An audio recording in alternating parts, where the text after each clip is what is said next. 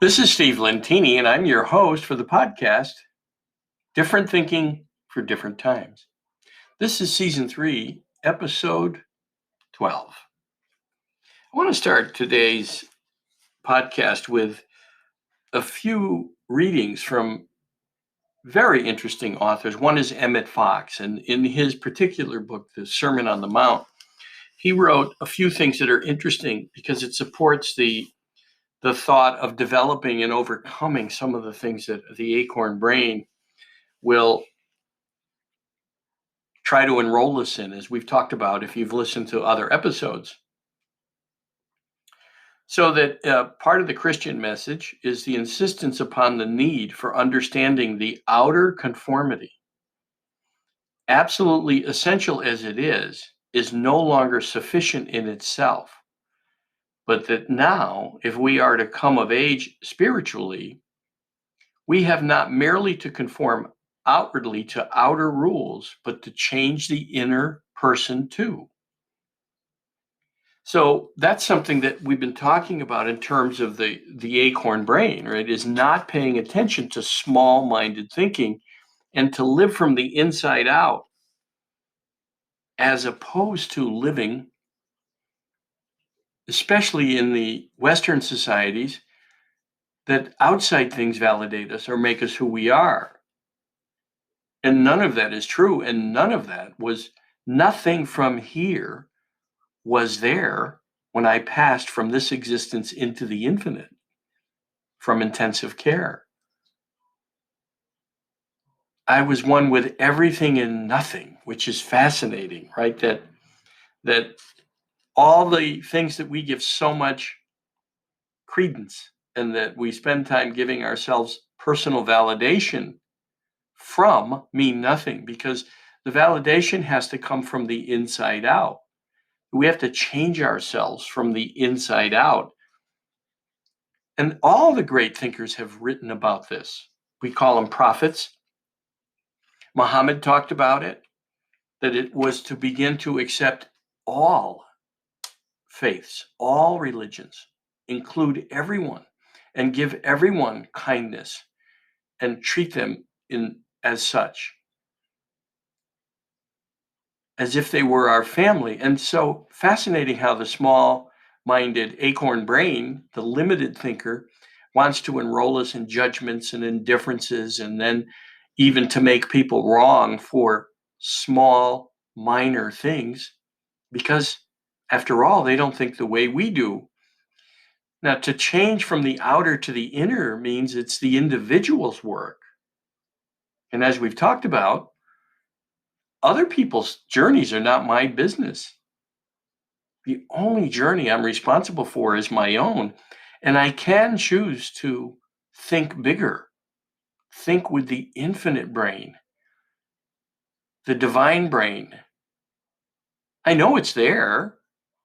We have all kinds of guides, call them prophets, but then there's authors. God didn't stop talking to humankind when the Bible was completed. There's all kinds of inspirational work and what I call God winks, the messages that continue to come. Humanity wouldn't have advanced if the life force itself didn't want us to advance. Some call technology bad and want to go back to the dark ages when there was slavery and wars over differences that were very minor. It might have been over a piece of land or a tree. And we only need to look at history to see how small-minded people can be. So Martin Buber was an interesting guy as well. So Martin Buber wrote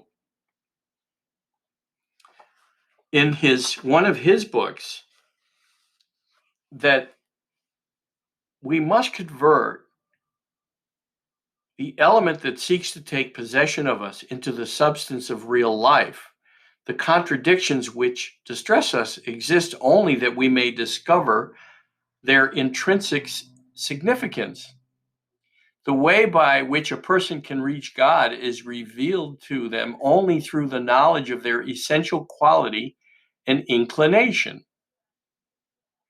Man discovers, I would say people today, people discover this essential quality through perceiving their central wish, the strongest feeling which stirs from their innermost being.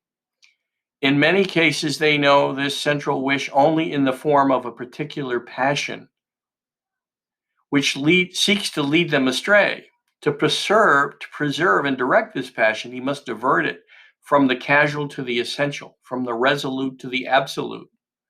He must prevent it from rushing at the objects which lie across his path, yet he must not turn away from these objects, but establish genuine relationship with them. Man's task, or people's task, therefore, is not to extirpate the evil urge, but to reunite it with the good, from small-minded thinking to infinite, limitless thinking. So if people lend their direction to their will to the direction of their passions, they begin the movement of holiness, which the divine, God, the universe, the goddess completes. Meaning, our role is to find what we came here to do. And it's no less significant than a fingerprint. Fascinating. Martin Buber writes about that, and then so does Emmet Fox, saying that we must find that thing that's ours to do.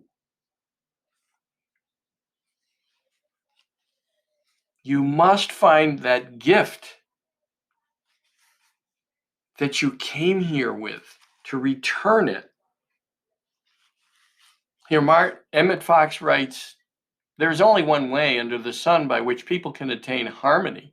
That is to say, health, prosperity, peace of mind, salvation, in the true sense of the word. And that is by bringing a radical and permanent change for the better in his own consciousness, in their own consciousness." You can tell when this was written. This is the one and only way. There is no other. For countless generations, humanity has been trying in every other conceivable way to compass its own good. Innumerable schemes have been designed to bring about happiness by making changes of some sort in man's external conditions while leaving the quality of their mentality untouched. Always the result has been the same: failure. We are now in a position, I believe this was written in the 1930s, by the way, we are now in a position to see why this must be so, that this is because the very nature of our being is such that it is only by a change in consciousness that our outer conditions can really be altered. A change in our outer conditions can only be changed by altering the inner, that life is best lived from the inside out.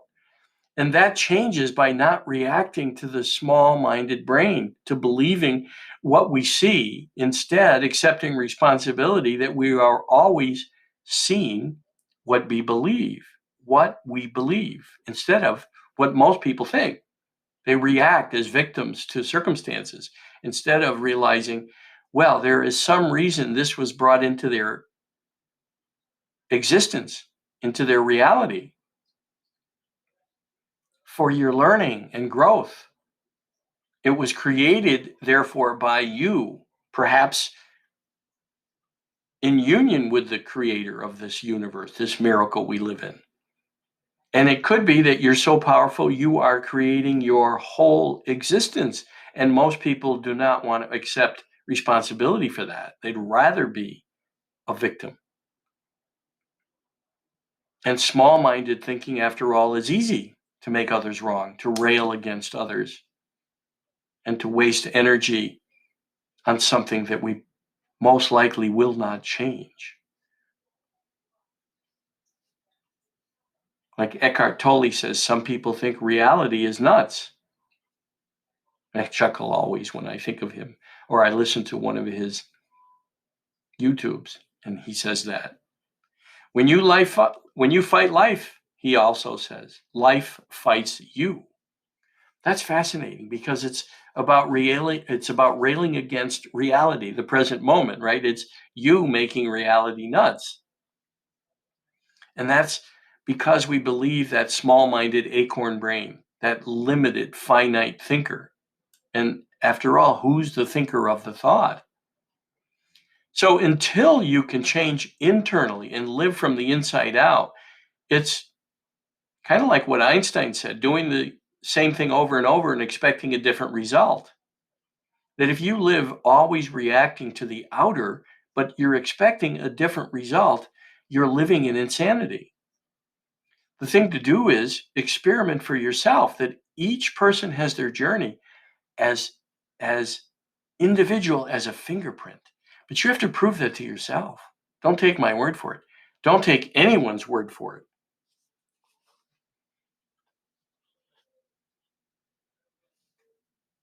And if you do some study, you'll find that there have been people who have said that never take anyone's word for uh, and believe what people say about the way to live. There is no one way. There's 7 billion souls.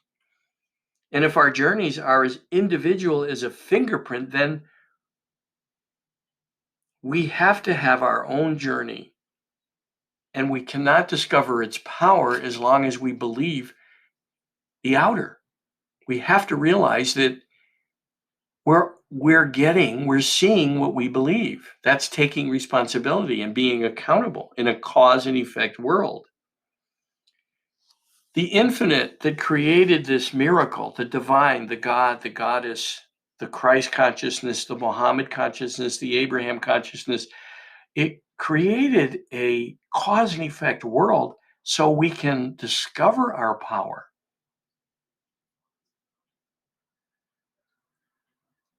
Negative cause, or what some might call evil cause, evil effect. Good cause, positive cause, positive effect. And so for people that think we carry sins into the next existence, into what's next, you'll be surprised at the infinite mercy and grace that the creator of this experience has. Because there was no mention of any sins I had created or mistakes I made. I like to call them mistakes because I learned from them as I go through life. I continue to make mistakes. I'm human, as you all are. So hang on to the past only as a lesson and let the rest pass through you. Let it go and know that the more good you do, the inner is changed and the outer will reflect that as you begin to believe in doing good and making that your purpose in this world. And imagine the effect of doing good in a cause and effect world. And others will try to judge you and say, don't do it. What are you doing? Why are you helping? Remember, without that, we wouldn't know how it feels to do good. You can just silently say, thank you. Thanks for sharing and keep going on your way, living your journey. So if you have any questions, feel free to email me, steve@stevelentini, LENTINI.com. If you'd like to be a guest on the show, I'm glad to have you. You can come and challenge me. Remember, I might ask you, does that sound like small-minded thinking? Spend some time pondering this miracle we live in and think about what possibly could have created this infinite thing that we have no idea about. We truly don't. Even those that think they do, we're probably as far off as the Aztecs sacrificing and the Incas sacrificing babies and princesses to satisfy the gods. We think we've come very far in understanding what we live in. It's way beyond anything we can even consider. And you'll discover that one day. I hope it's not in the next 5 minutes or before this podcast ends, or tonight, or even tomorrow. I wish you all long lives. And it's amazing to know that the divine, the God, the goddess, whatever you call it, is in the moment. And the gift in that is understanding life as feedback. That the divine is giving you instant feedback in a cause and effect world. And so that you can change that. And that the good you do is etched onto the fabric of time, and you will learn that when you pass from this to what's next. And so I encourage you, question your thinking. Who's the thinker of the thought? Think infinite thinking. Think limitless, and overcome all that acorn brain. Thanks.